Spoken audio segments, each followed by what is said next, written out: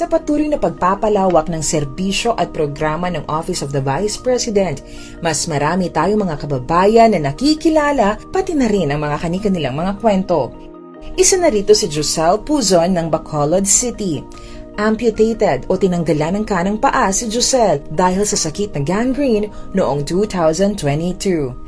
Una, yung uric acid ko yung mataas. Saka na parang napirayan po. Ang lumang wheelchair na halos sira na hiniram pa mula sa isang kaibigan ang nagsisilbi na lamang mga paa nito. Dahil sa isang sulat na ipinadala ng kapatid na si Julie sa ating tanggapan, nabigyan natin ng bagong pag-asa sa pamamagitan ng isang bagong wheelchair.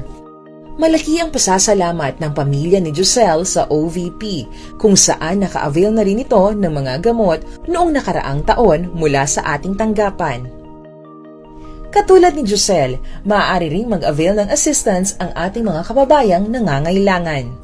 At sa patuloy na pagpapalawak ng ating serbisyo at programa sa pamamagitan ng ating mga satellite offices, naway mas marami pa sa ating mga kababayan ang matulungan ng ating tanggapan. Para makakuha ng tulong katulad ng medical assistance at burial assistance, pumunta lamang sa OVP Central Office at sa mga satellite offices tulad ng Davao, Zamboanga, Tandag, Cebu, Tacloban, Dagupan, Bacolod at Cauayan City.